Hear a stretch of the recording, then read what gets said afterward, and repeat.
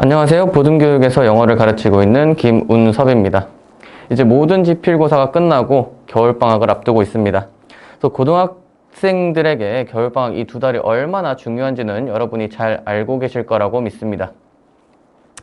앞으로의 1년을 준비할 시기가 바로 이 시기인 거고요. 특히 고3 학생들은 수능이 끝나고 난 후 이제 다름 아닌 본인들의 차례라는 점에서 긴장이 더 될 것 같습니다.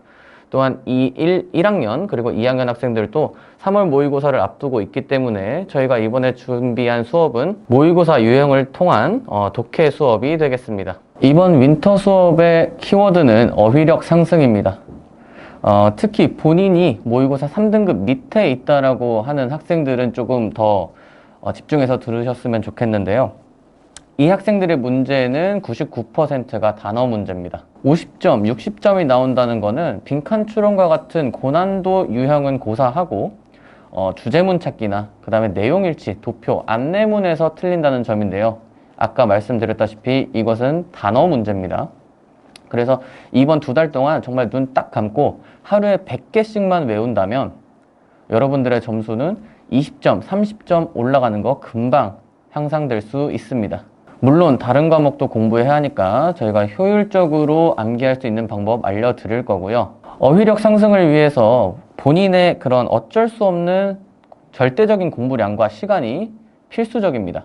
이 부분에 있어서는 어휘를 중학교 때 완성하지 않았기 때문에 반드시 투자해야 되는 부분입니다. 단어 암기 같은 영역은 누가 대신 해줄 수도 없고 그 다음에 누가 가르친다 한들 본인의 노력이 반드시 필요합니다. 특히 이 단어 암기 같은 경우는 복습이 굉장히 중요한 영역이라서요.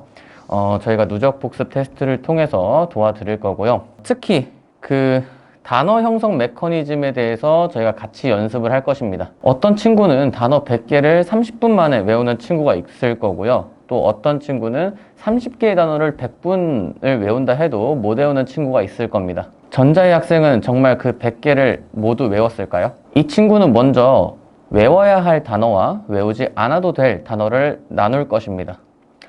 우리가 지금 집중해야 될 부분은 어떤 단어가 외우지 않아도 될 단어인가 라는 점입니다. 예를 들어서 unpredictable 이라는 단어가 나왔을 때 전자의 학생은 on과 predict, able을 나눠서 외울 것입니다. 이미 이 학생은 접두사, 어근, 접미사로 단어가 형성된다는 점을 알고 있기 때문에 어근, predict만 알고 있다면 이 단어는 더 이상 외우지 않아도 될 단어로 분류하게 됩니다.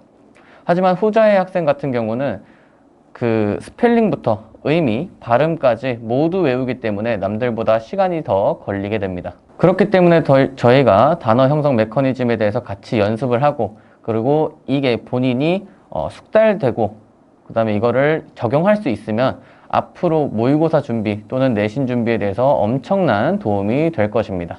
우리는 한국어를 쓰고 있지만 모든 한국어를 알 수가 없습니다. 단어는 무궁무진한 영역이기 때문에 영어도 마찬가지로 모든 단어를 외우는 것은 그 어느 누구도 불가능합니다. 실제로 모의고사, 수능에서 만점이 나온, 100점이 나온 학생들도 평균적으로 8개에서 10개 정도 모르는 단어가 나온다고 말합니다. 예를 들어서 이번에 photosynthesize라는 단어가 나왔는데요. 고1 11월 모의고사에 나왔습니다.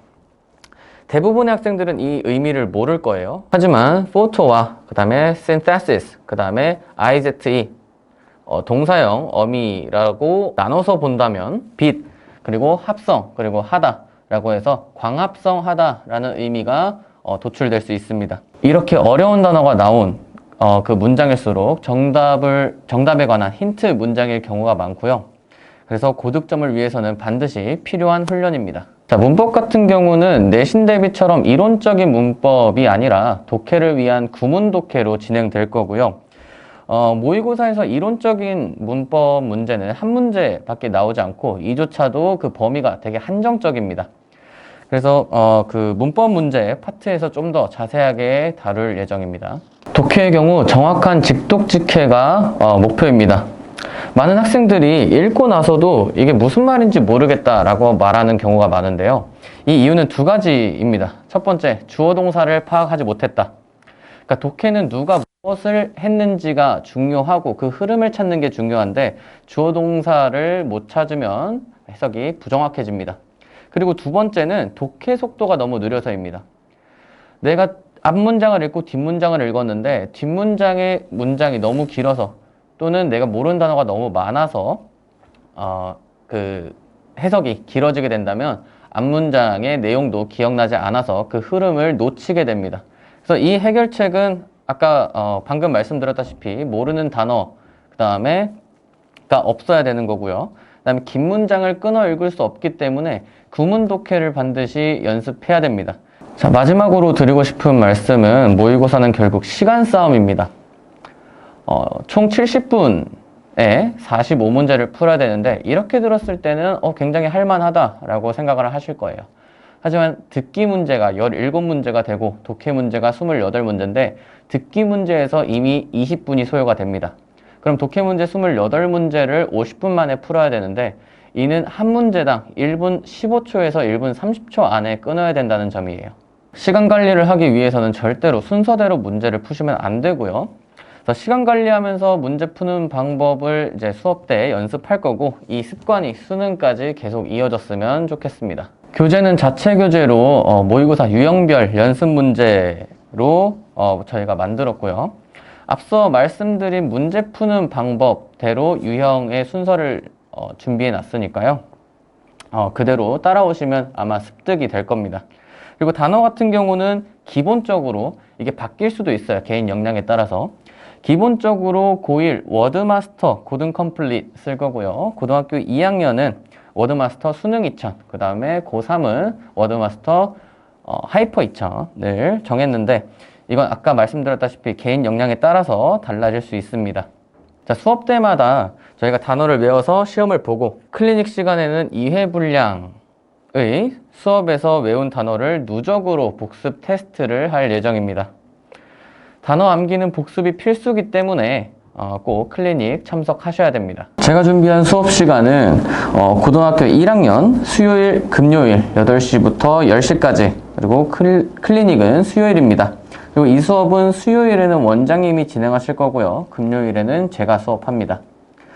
그리고 고등학교 2학년 같은 경우는 화요일, 목요일 8시부터 10시 2시간 진행되고 클리닉은 토요일입니다.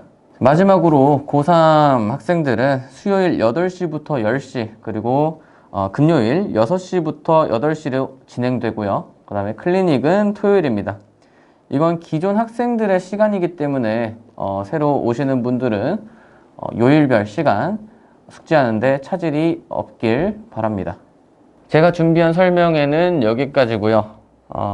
앞으로 2달 동안 저와 함께 한다면 앞으로의 1년, 내년 1년은 남들보다 수월하게 공부하고 좋은 성적을 거둘 수 있습니다. 그래서 저와 함께 그리고 보듬교육과 함께 알찬 겨울방학을 보냈으면 좋겠습니다. 지금까지 김운섭이었습니다.